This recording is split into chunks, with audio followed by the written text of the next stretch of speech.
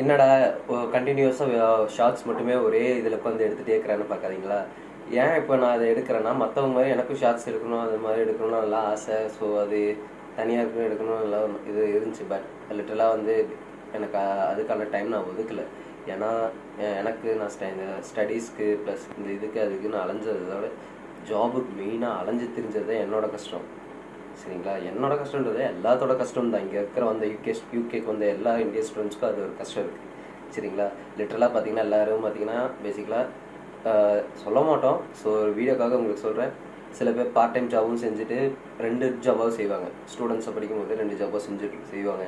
So எனக்கு அந்த மாதிரி செய்ய இது பண்ணலை.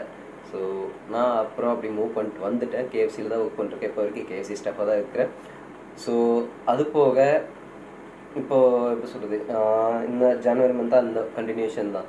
ஸோ இந்த அளவுக்கு வந்தோடனே நான் அதை பே பண்ணுறதுக்கு என் ரூம்மேட்டும் ஒரு பையன் இருந்தான். அந்த பையனும் தமிழ் பையன் தான். ஸோ ஈக்குவலாக நாங்கள் பாதி போடணும். ஸோ கிட்டத்தட்ட லிட்டரலாக 1800 பவுண்ட்ஸும் போது கணக்கு டிவைடாக பிரிச்சிங்கன்னா, ஸோ இந்த அளவுக்கு நான் பே பண்ணணும், இந்த அளவுக்கு அவன் பே பண்ணணும் தான் கணக்கு வரும். ஸோ 900 1800 சம்திங் வரும். ஓகே, ஸோ லிட்டரலாக அந்த அளவுக்கு அமௌண்ட் வரும். நான் அந்த அளவுக்கு என் கையில் அப்போ அமௌண்ட் சுத்தமாக இல்லை.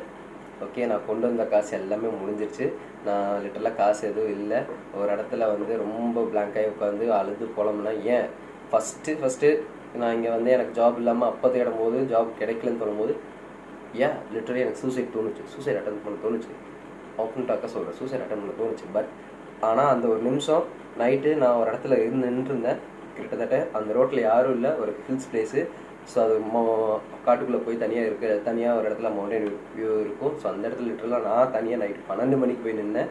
ஸோ அது என் யூனிவர்சிட்டி பக்கத்தில். பட் அப்போ ஒரு செகண்ட் யோசித்தேன், நம்ம செத்துட்டோம்னா அந்த இது போயிடும். எப்படி சொல்கிறது, கஷ்டப்பட்டு அனுப்பிச்சேன் நம்ம அப்பா அம்மா, கடன் இருக்குது, இதெல்லாம் யோசனையே அந்த ஒரு செகண்ட் மறுபடியும் திருப்பி யோசிச்சு ரிட்டர்ன் பேக் வந்து மறுபடியும் அதுக்கப்புறம் தான் இத்தனை ஸ்ட்ரகிளில் பண்ணி இப்போ வந்து இருக்கிறேன்.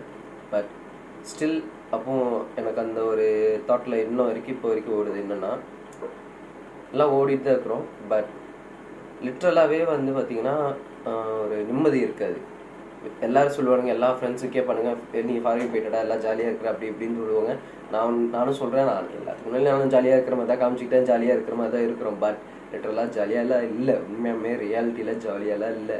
சரிங்களா, ஸோ இது ஒரு டிஃப்ரெண்ட்டாக எனக்கு ஒரு ஃபீலாக இதாச்சு. ஸோ இப்போ வரைக்கும் இந்த அதுலேருந்து மூவ் பண்ணி எனக்கு அப்போ அந்த அக்காமடேஷன் இமீடியட்டாக காலி பண்ணிட்டேன். ஏன்னா கையில் காசு இல்லை. ஸோ அப்போது நான் வந்து இமீடியட்டாக அந்த அக்காமடேஷன் காலி பண்ணி என்னோடய டெபாசிட் வாங்கி அந்த பையனுக்கும் கொடுத்துட்டு இப்போ வந்துட்டு பாதி காசு கொடுக்கணும், பாதி காசும் கடன் அடிச்சுட்டு இருக்கிறேன். ஸோ நான் முடிஞ்ச அளவுக்கு அடைச்சிட்டேன். ஸோ இப்போது